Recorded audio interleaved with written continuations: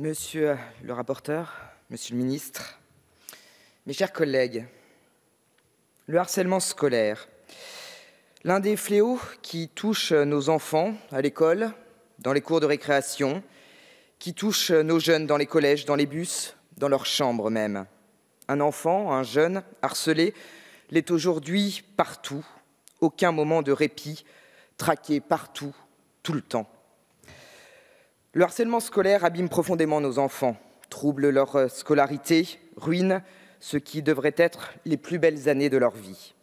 Quant à nous, adultes, parents, enseignants, encadrants, forces de l'ordre, nous nous sentons démunis quand un enfant a le courage de venir exprimer la violence qu'il subit.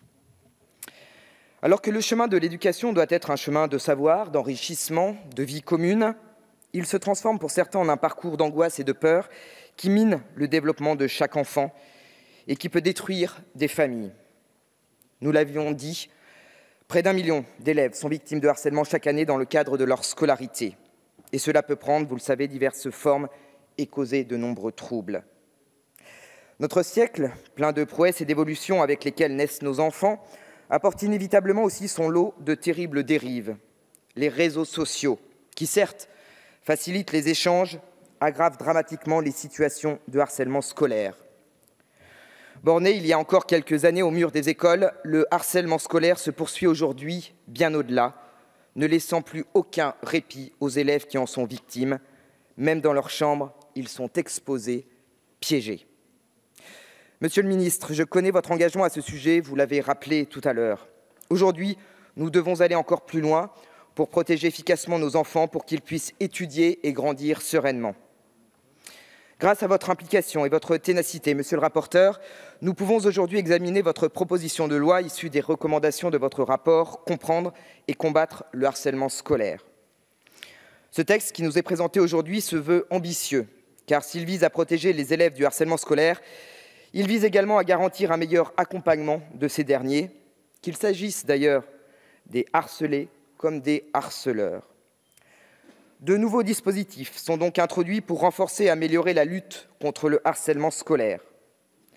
Nous définissons clairement le harcèlement. Et en créant une obligation d'action pour l'éducation nationale, nous poussons cette administration à accompagner les enseignants et toute la communauté éducative pour faire face à ce phénomène. Et c'est possible. L'exemple finlandais nous l'a montré. En nous donnant les moyens et en restaurant les liens humains parfois trop distendus, nous pouvons enrayer le phénomène de harcèlement scolaire. Nous créons un délit de harcèlement scolaire, mettant ainsi en accord le droit pénal avec la réalité des situations que vivent nos enfants tout au long de leur scolarité. Qu'il soit commis lors des études supérieures ou avant, le harcèlement scolaire devient un délit autonome et met tous les acteurs de l'éducation, personnels et élèves, dans une situation de responsabilité. C'est une véritable prise de conscience de la gravité des faits que permet la création de ce délit autonome, un interdit strict, un interdit clair. En complément, nous instaurons un stage de responsabilisation à la vie scolaire qui pourra être dispensé dans le cadre de la composition pénale ou au titre d'une peine lorsque celle-ci semble nécessaire. Nous porterons toutefois un amendement visant à modifier son intitulé afin que celui-ci corresponde davantage à la réalité de son contenu. Ces dispositifs devront permettre à la fois de traiter le harcèlement en amont, en améliorant l'identification de ce phénomène et la prise en charge des victimes par une meilleure formation des personnels, mais aussi en aval, avec la création d'un nouveau délit spécifique et d'une alternative éducative.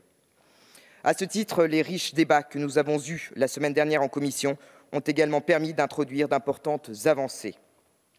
À l'initiative de mon groupe démocrate, une information à destination des parents d'élèves sera dispensée annuellement afin de sensibiliser ces derniers au harcèlement scolaire. Cette disposition est extrêmement importante car nous ne pouvons lutter contre ce phénomène sans impliquer les familles. Si celles-ci ne jouent pas un rôle proactif au sein des établissements scolaires, elles demeurent néanmoins des acteurs essentiels pour déceler le harcèlement, avertir les équipes pédagogiques et ainsi prévenir le pire. La simplification de l'article 4 a par ailleurs permis de rendre le texte plus intelligible pour faciliter le recours des juges au délit de harcèlement scolaire sur le terrain. De même, la réécriture de l'article 6 a permis de rattacher la sensibilisation au harcèlement scolaire au stage déjà prévu. Pour finir, mes chers collègues, je crois profondément en notre capacité commune à continuer de faire avancer la lutte contre le harcèlement scolaire, afin de permettre, au sein de notre école de la République, à nos enfants de devenir des adultes épanouis et responsables. Je vous remercie.